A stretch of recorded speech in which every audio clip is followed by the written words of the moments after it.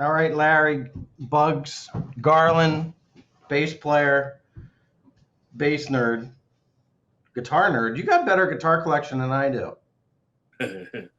Well, that just started. You I you know people. What was it with that new guitar you just got that looked like something Johnny Thunders would play, except for the curly neck? I was at my the guy that does neon work for me. I was at his shop picking up when we started talking about collecting guitars, and Uh-huh. he said, well, "I've got this thing here, and some guy wanted neon put on it." I said, "Well, I'll buy that just because it's weird. I mean, somebody break a neck off a '60s Gibson Melody Maker and then screw a tree branch on it for a neck. I don't know. It was just weird enough. I had to buy it. You're going to keep it as it is. Uh, I'd like to think eventually we'll put some kind of neck on it. Okay. Yeah. That is again. That is super cool. It's like for a bass player, you got to. I don't know. Whatever. You got good taste. You got a good eye. You got to. Well, I bought this collection of guitars just to resell, and I started selling the bottom stuff off first. And the more I looked at the good stuff, the more I realized, I kind of like these again. So Yeah. Did you start off with guitar? no, Okay. no, Oh, I've always been a bass player. okay. Never, one, two, three, four. That's my thing. Okay. Yeah. Yeah. Anything, beyond that is uh, out of my. Okay. So if you're just joining us, we're talking. I'm talking to Larry Garland. He is a lifetime bass player because I guess I was 15 years old or something like that when I first saw you guys play, and you were the most colorful and open like bass player. Everybody else around the time, not everybody, but a lot of people were playing bass because they couldn't play guitar or whatever, and they didn't see the big picture. Like you had the big amplifiers that I think you crafted. I had cabinets that my top cabinets were made for me. I, Hmm. I mean, I was by the time you had seen me, I was so influenced by Billy Sheehan that, you Yeah. know, I'm the little league wannabe Billy Sheehan if there ever was one. Yeah.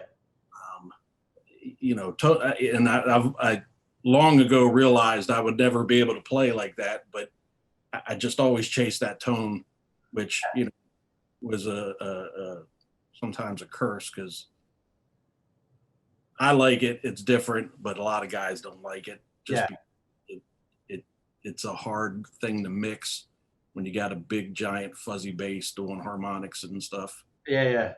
Yeah. Yeah. So whenever you use it, it's got to be in the context of making your own sound.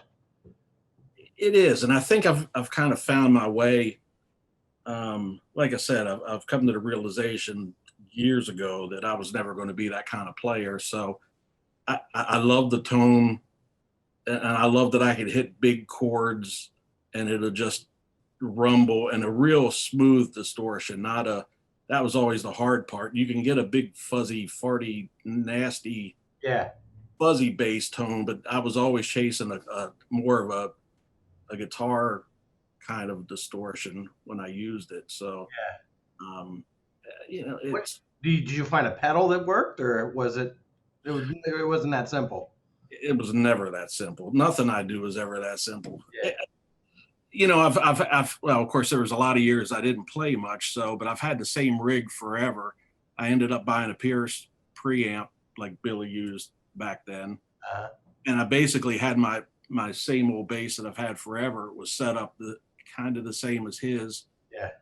two separate channels, a clean channel that would go to one side of the preamp, and then the distorted channel, which the preamp had been modified to for a heavy gain like Billy used, Yeah. and I used a guitar pickup and went for a real big fuzzy, So that was a guitar pickup. yeah. Okay. You know what I always thought that was. What were the the ES 335 basses Oh, yeah. Well, that's what or she. the SD basses. Yeah, I went the other way when it came to that. I ended up putting my distorted pickup closer to the bridge, and Okay. and of course I used the Kaler for years. Uh-huh. Your bass still have the Kaler on it? Yeah. Yeah. That's Excalibur. Yes, that's wonderful. Yeah, but EMG pickups that I had for years, and the old style, obviously they're 30, 35 years old now. Yeah. Uh, and I say it's an EMG guitar pickup, but I couldn't begin to tell you what it was. Yeah. And Yeah. volume from my clean channel came out of this one. Volume from my distorted channel came out of that one. Okay. And So here is the big takeaway right off the bat. Okay, now we both know people that don't understand the bass. When I say that, your contribution to the overall band, and I'm a bass player, I'm a guitar player, but it drives me crazy when people are. I don't want my son to play bass. I want him to really. I want him to push himself. It's like, well, playing the bass is pushing yourself. It's absolutely essential to having. To me, if you don't have a good bass player, you don't have a band. oh, absolutely. And even though I've always done all the tricks, I can still count four Yeah, and lay off the distortion and all that. And yeah, it was always rolling on and off. It never was just always, yeah. full distortion. Usually a lot of it was with your original stuff that you turn the distortion on. It would, yeah. I mean, it would be like I said, over the vocals in the verse or something. I would just play straight, Yeah, and then if the chorus was bigger, I would roll on the distortion. And yeah, I did it where I thought it fit. yeah. Which is yeah, so which is and we're going to disagree with this. I think you did it better than Billy in that way because Billy did it all the time. He when you can, maybe you just should. I don't. Because he is always that. That's the thing that drives me nuts. I like, and yeah. So anyway, we'll talk more about that. So how did you get your start in music? Let's go back to little Bugs. And how did you get the name Bugs? Nothing you want to know about. That was my early pre-married band days. So, Okay. I remember. I mean, geez, let's make this fast because we'll lose a lot of people on this. But I remember when I was a little kid beating on pots and pans to the Beatles, Mm-hmm. and then my somebody put a flyer on my parents' car for Hard Day's Night and Help at the drive-in movie down in Owens Mills, Maryland, and somehow I talked them into taking me to it, and I saw that, and then I ended up with a guitar when I was 13 or 14, a Stella acoustic, tore that apart to make it better, to make it an electric guitar, and of course that didn't work. Mm-hmm. I ended up with one Japanese electric guitar, like Telecopy, and then I ended up with a used EBO bass, like Yeah. a 64 EBO bass, and that was my first bass, and I was probably 15 then. By then I'd moved to Westminster, Maryland. My buddy Tom Roy and I were, we played and learned, and that's really where I first, the first couple Kiss albums, I was learning that because I could. Yeah. So you basically you're self-taught. Oh yeah, Mm-hmm. yeah. I don't know much. Okay, you say that, but whatever. I really don't know much. I mean, I think my strong point, if there was anything, was I had pretty good meter, and I had kind of a thing for putting songs together. I mean, I wasn't really good at writing the whole song, Mhm. but I could put stuff together. I could hear, one part into the other, and Yeah. I was always pretty good at arranging stuff. Yeah. But yeah, when it comes to actually knowing theory and real music stuff, Mhm. I'm very, very self-taught. Okay. So you just go to a buddy's house and they would teach you stuff and Yeah, me and Tom we didn't have any band or anything. We would just sit there and, put the needle on the record thing and learn the stuff. And then we eventually put a little band together and played in high school and stuff. And, you, I thought it was funny that you said that I started learning Kiss because Gene Simmons' bass lines were easy. well, I mean, let's face it, They weren't exactly easy. well, I Think of mean, walkie. There's some. He's doing some walkie stuff, and yeah, I guess, I don't he know. wasn't just like Mark Evans. I was learning, like Strutter and Deuce, Yeah. Well, that's the right stuff. That's what I'm saying. but it's a good foundation. Yes. And then I went from there. Like the hard rock. He's like the hard rock Paul McCartney. It's like a lot of those scaly and chordy lines that McCartney would do. You put that in a hard rock setting, it sounds like Gene Simmons. Well, you're very generous. Courtney, I could never figure out his stuff. I mean, he was, McCartney. yeah. Yeah, depending on what era. Sometimes it sounds tuba-like and weird. And I mean, you think, especially like the early stuff, you think it being like just that kind of rock and rolly, bluesy bass stuff, Yeah. it would be easy to do. But man, he never does what you think it's going to be. It's always something really weird and off, and it's super cool that I can't figure it out. yeah. That's a thinking guy's bass player there. Yeah. So, who were your earliest influences? Uh, I guess I played early on. I did a lot of AC/DC. I did a lot of Alice Cooper. YMT, Black Sabbath. That whole kind of heavy-ish, Mm-hmm. but still kind of basic and straight stuff. So as far as I just spent time learning whatever song we decided to learn, and I didn't so much have any real influence until, later on when I, ran across Billy and Lemmy was another one too. Not so much in the playing, but just more the big ugly tone. Yeah. No. Yes. The that extra stuff. That's what I meant when I said extra. And you're you not were very, very kind in your whole introduction. you're not a minion to anybody.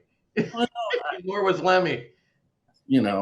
We opened for Talus a couple times, and our audition for the management company, and I think they were still doing Talus too. We went to Buffalo and played in this room in this big warehouse on like a Tuesday night or so. It was just empty, but the company just wanted to hear us, and I was just scared to death Billy would come in and see me trying to be here. All right. I mean, luckily every time I've ever played, open for him or something, he never showed up early. So, luckily or unluckily, you met him? Oh yeah. Okay. I mean, super easy guy to talk to. Uh-huh.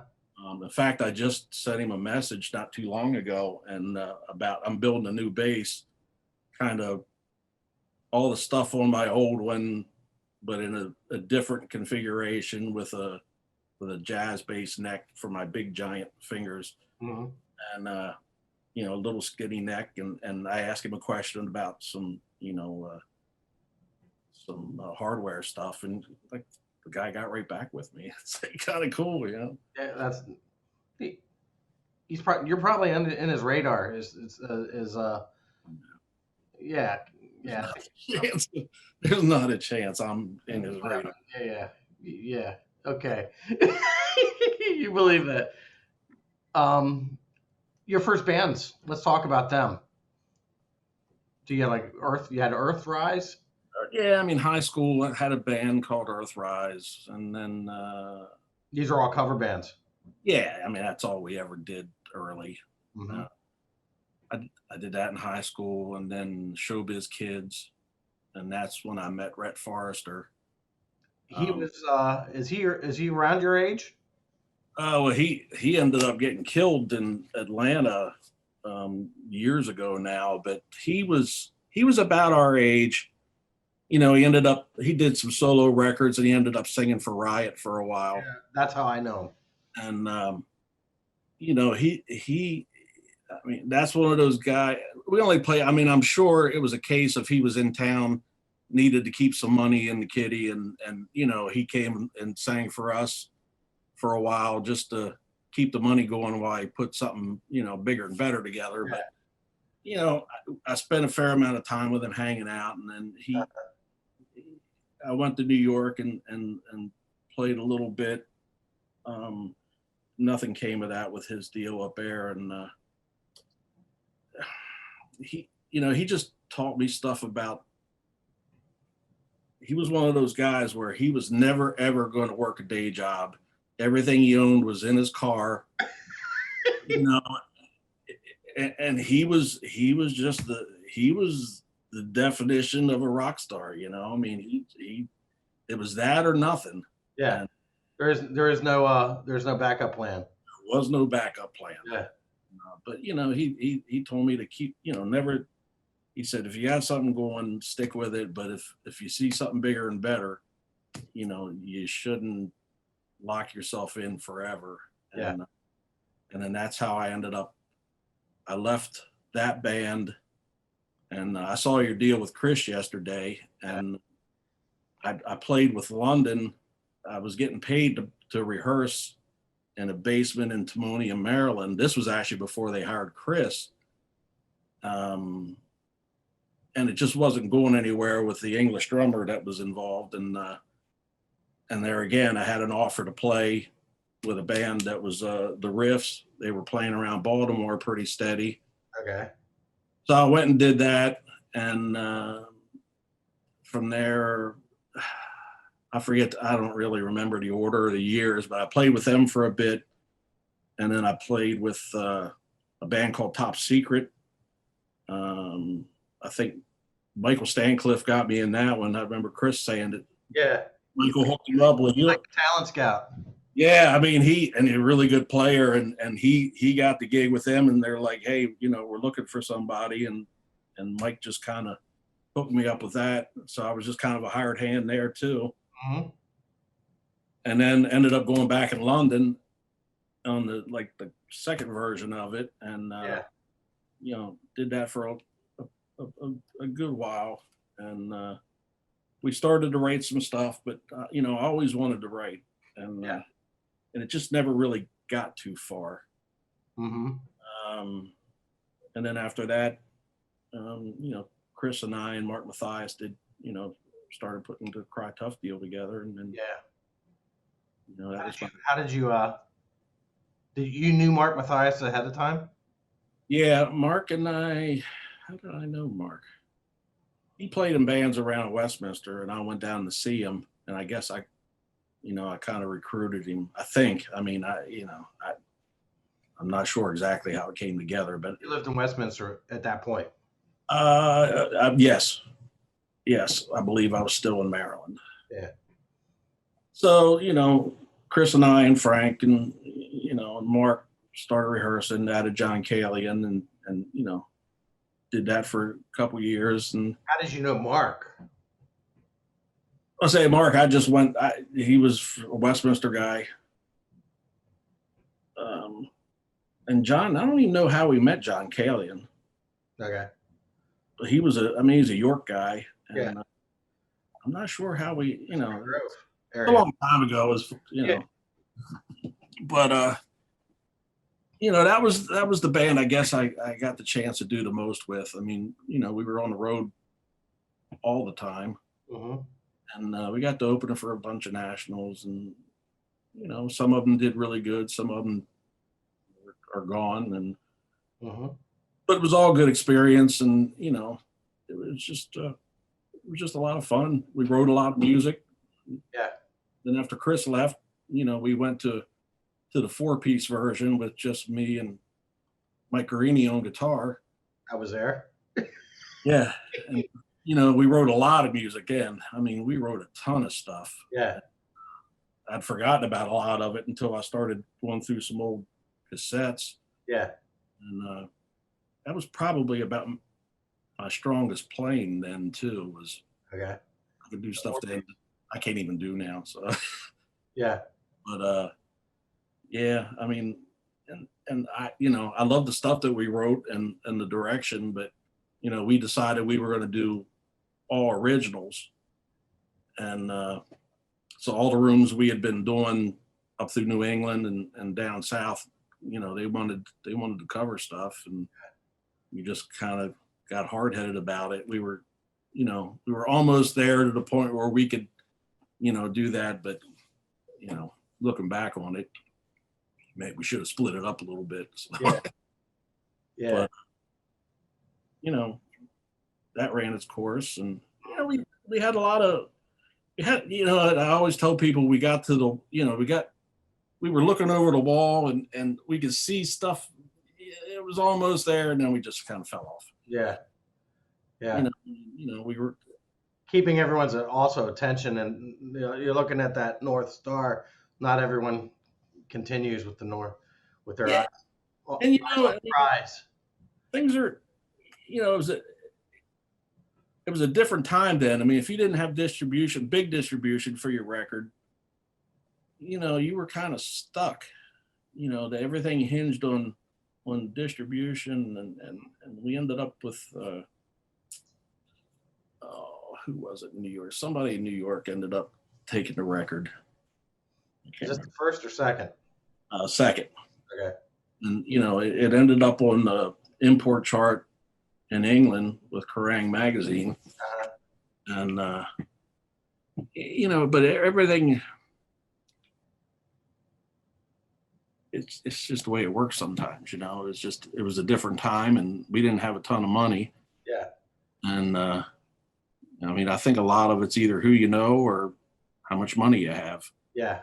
I mean, it's getting yourself in front of the right people, and putting yourself in a place that you can be successful. True.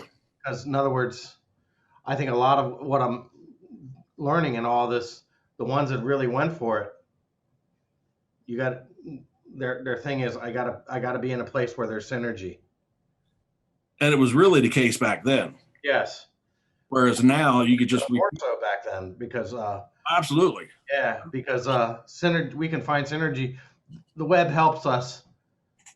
The web can help us now. Oh, absolutely. It's a whole different. I mean, now. Yeah. You sit at home and record albums by yourself and send them out. Mm-hmm.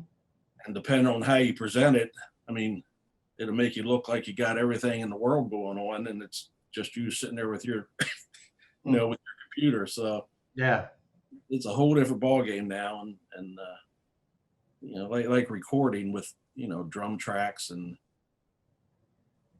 I'd rather sit in a room with a bunch of people and write songs. Yeah, that's my thing.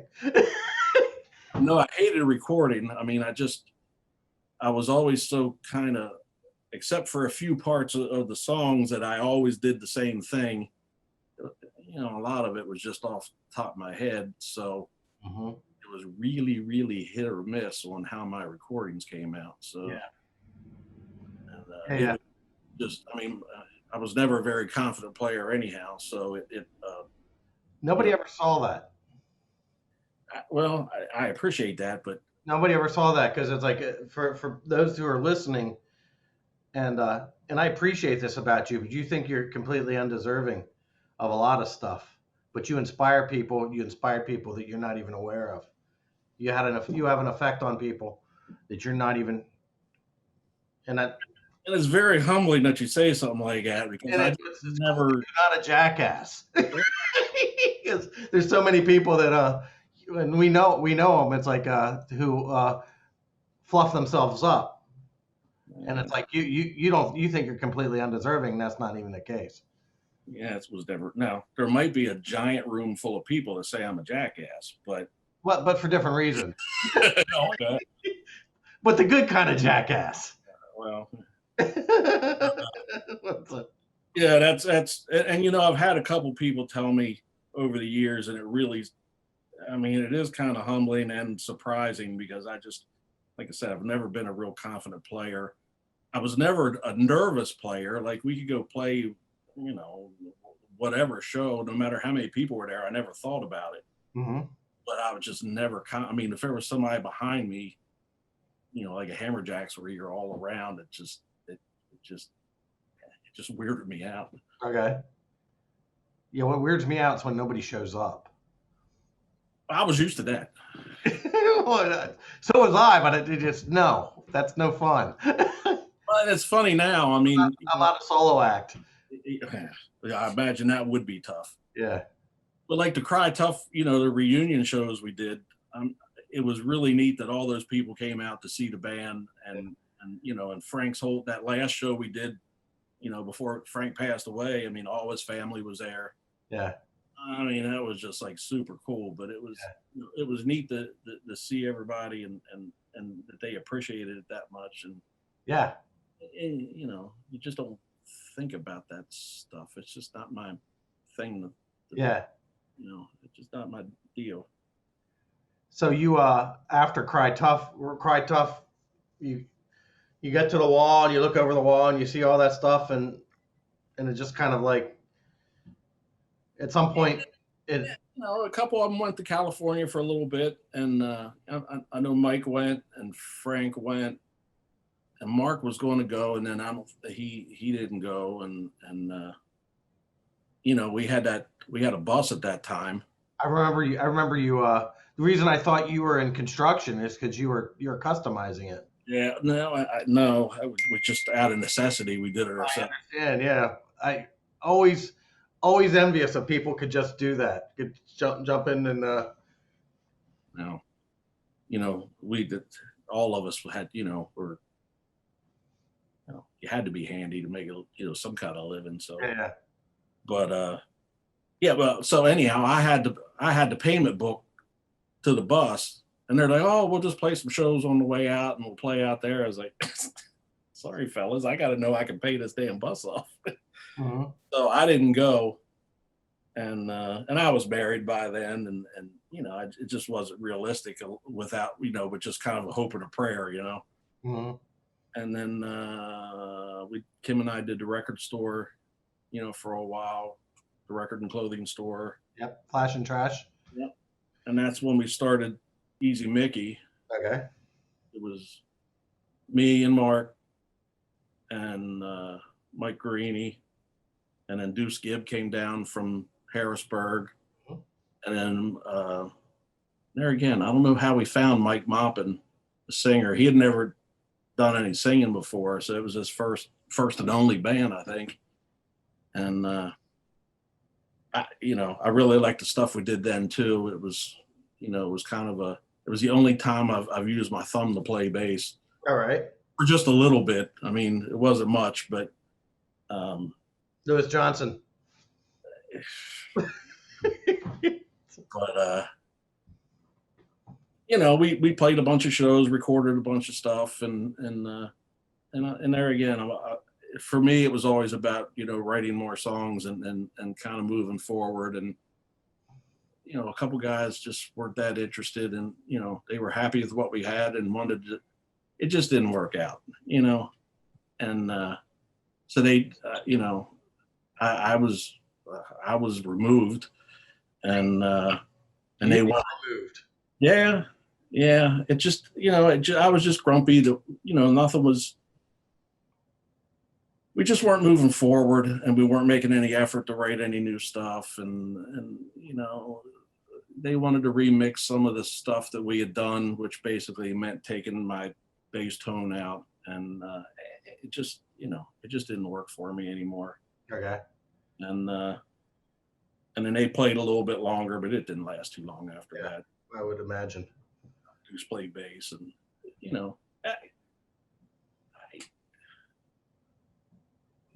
I'm not too grumpy about much of anything anymore. I mean, everything it's all been fun. I just wish something would have got to the point where we got to do a real tour. open for somebody, you know. But that's kind of my only regret with any band I've done is, Mhm. you know, is I'm pretty proud of the music we've done, even though some of it's kind of, you know, embarrassingly dated at this point. But What was Easy Mickey's kind of? I'd never seen you guys. it was like a Seattle kind of thing, you know. It was heavy, you know. It was that time, you know, early '90s. So it was kind of a Seattle heavy thing. I'll send you some stuff. Okay. I think you'll It dig it. was yeah, I would have thought that I've seen pictures of you guys, and it looked like the back cover of Appetite for Destruction. I mean, it wasn't quite that glammy. I mean, Yeah, you know, but yeah, I mean, it was cool. I mean, I had a really good time, and same deal. I mean, you know, so luck. you had a pretty good writing relationship. Who did you vibe well with when you wrote? Um, Mike Reedy and we've done a bunch of stuff, and you know, we've always been pretty good with the back and forth, and at that point, you know, Deuce had brought a bunch of stuff in. I mean, it was just a real good collaboration with, you know, with everybody, and the same thing with Cry Tough. I mean, we were really good. I mean, I've always been blessed to play with a bunch of really, really good players. Hmm. I mean, ever since I was a little kid. Hmm. I mean, when I was in high school, you know, we practiced 3 or 4 nights a week. I mean, I was always just painfully serious about playing. Yeah, yeah. And Your parents must have been really cool. well, I don't know. My, yeah. In other words, if I had people over to the house jamming in the basement once every 2 weeks, it was like, okay, let's end this. Mine wasn't so into it then because they wanted to see me do something, you know, solid, and they didn't see any real future in playing music. Yeah, And but I stuck at it, and they finally, you know, they came around and came to see us play, you yeah, know, times and all. But yeah, yeah, I mean, like I say, I've been really lucky to play all the way through. And back then, everybody played so much that, you know, you had to be good. yeah, You know, I mean, they were just you just worked all the time. It was yeah, a different deal, you know. yeah. So, Play a set every, you know, 2 or 3 weeks, and you know, it's just a whole different deal now. hmm, yeah. So, the idea of that is where you learn your all those early bands, and even all the way through. That's where you learn your craft. That was your college. It was. Yeah, That's, you know, you learned or you got out. yeah. You didn't. Now you're gonna disagree with me, but you're good enough to play in the band, and you didn't. In other words, you don't have to be perfect to start getting into the band, getting into a band. You gotta, the idea is, okay, I'm gonna learn. I got something that I can do with this, but I'm gonna learn as I go. It's kind of DIY, kind of aesthetic. So, which I think a lot of people, like a lot of kids nowadays, I'm running into. They're afraid. I'm not good enough. I get it. Yeah, I get it. and it's like at some point you really got to cut the rope because it's like the way you're going to get there is by making mistakes, and it's all right. Making mistakes is how we learn. I make plenty of mistakes. Always have. Yeah, yeah, same here. I In mean, other words, I'm so good at making mistakes that you don't know there were mistakes half the time. Because yeah. I know they're mistakes, and if I wince every time, oh, that kind of But my style is built off of my mistakes. My styles.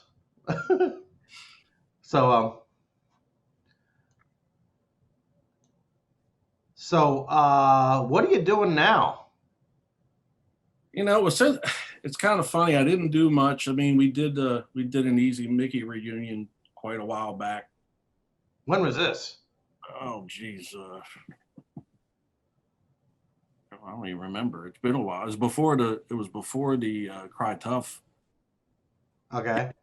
by several years. Trent came and played drums with us, Okay. And that had been after I hadn't played for, I mean, literally hadn't played at all, maybe 10 years. And Okay. it was How was that to get back? it was, you know, I thought it wouldn't be that bad, but you got to play. Yeah. I mean, just remembering the songs for all of us was bad enough, but then, you know, I mean, it took me a long time to get my fingers back. Okay. More than I ever thought it would. I thought, you know, I know this stuff, but Yeah. you really got to play. Yeah. And, you know, we did that. And then Bud Ream put he worked really hard to get the Cry Tough thing put back together, you know, to do the reunion thing. And we got to do that 3 or 4. So, yeah, you were at the first one for sure. Yeah. The fish fry. Yep. And I'm just glad we got to do it. But now I'm, you know, I started this guitar collection, and I play every day now. Just, you know, whether I just walk by and pick something up, I play. Yeah. Which I hadn't done, and it's just I've got a Firebird, and I've never played a Firebird before, and I'm a horrible guitar. I'm a two-fingered. I'm a two-fingered chunker when it comes to guitar playing. But every time I pick that guitar up, some kind of riff comes. So I'm recording bits and pieces, and there's a handful of guys I'd really like to. I mean, I'd like to do my, you know, these songs are my, I mean, not just mine, but these are the songs that I want to do. It's heavy. It doesn't sound like AC/DC. And, you know, I mean, and it's just straight ahead kind of rock and roll stuff. But it's heavier. Okay. And I got a handful of guys I'd love to put something together with, even just to record them. Yeah. And that's, I mean, I'd like to have that happen, but it's, you know, I mean, when it comes to figuring out how to do the you know, the drum machine thing on, you know, GarageBand just to put a track together. No, stay with your original course. It's like here's my thing about getting old. We're writing. We should still write with the band. I almost have to. I mean, I mean, and it comes like when it comes to lyrics, I don't know any of the lyrics to anything I've ever done. Mm-hmm. You know, Frank and Mick wrote all that stuff, and Yeah. I never heard the lyrics. Yeah. I heard my stuff, the drums, and then the guitar parts. You know. Yeah. Did you write guitar parts for people? No. Okay. I was always everybody brought bits and pieces. Yeah. And I was always kind of the arranger, or I'd always add that little bridge part or something like that. Yeah. And you know, but it's like you said, you get a bunch of guys together, you can sit and play up to that part, and then I can just kind of put my head down and you know, hear what's next, you know. And you can't do that sitting at home by yourself with a drum machine. Yeah. Yep. So. And it's part of the gig anyway. It's like the just playing, you know, the friendships. Can't really, you know, there's something to be said for if you vibe well with the person, if you enjoy their company. You can't. A drum machine doesn't do that. Let's face it, a band doesn't work unless you can tolerate one another. So yeah. I mean, if you, unless it's just a paying job, or you know, you don't care. Even that's like that doesn't last. Yeah. So, but I'd like to get this last round of stuff recorded, and you know, if I get to play some shows, that would be even better. But you know, who knows? We'll see. Yeah. Yeah. I'm gonna throw my hat in the ring. I'll jam with you sometime. I'll do something. Yeah, let's do something with this. And it's like I'll be one of like 15 guitar players. I don't care. No, I don't. I'm not even looking for a whole bunch of people. I just got a handful of guys that I like to do something with, and almost all of them is somebody I haven't done anything with before. Mm-hmm.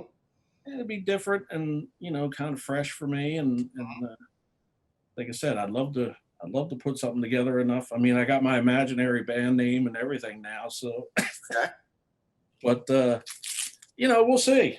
All right. All we can do. Yeah. Forward, ahead. Say again. Say just forward and ahead. That's all we can do. Yeah. Well, you're creating. That's wonderful. Trying. Yeah. So, okay, your profession. Let's tell everyone what you're doing now. Like, you don't have flash and trash anymore. Well, it actually is still flash and trash, but It is. have antique amusements to it. Yeah. I mean, I've been full time buying and selling kind of the same stuff the pickers do on TV. Mm-hmm. Is that a derogatory kind of a? Do you like the show? I have I did a deal with those guys, and they backed out. Okay. And ever since then, I got nothing for them. So okay. It just yeah, I never heard of the term picker before. Well, I didn't either till then. So yeah. But that it was that kind of. I collect that kind of stuff. That's really my problem. Yeah. I would be a much better dealer if I would sell it, but yeah. But yeah, and another friend of mine, Curtis, talked me into, he was here buying some stuff. I always bought and sold as is stuff, and Curtis, you're buying some stuff. He said, you really ought to restoration. Start doing this restoration stuff. He said, I'll hook you up with some, guys that help me, and we sell at some of the Meekum car auctions and that kind of stuff. So it's it's still not a normal job, which suits me just fine. Yeah. And it's no longer the truck driver you once wanted to be when you're 5 years old. I was always good by myself, so I guess somebody there telling me what to do, I never liked too much. But yeah, you can drive a truck. You go in the morning, they tell you what to do, and you're by yourself all day. So yes, yeah. So we're the same in that way. All right. Well, thank you, Larry. And thanks so much. And as I said, know that you've had an effect on. Yeah, your music has had an effect on people, whether you realize it or not. It's like, well, like I said, that's extremely humbling because you just never think about that kind of stuff. Yeah. Yes, pretty cool. So, the fact that you don't think about it, as I said, it's like makes you cooler in a way, but don't underscore that either.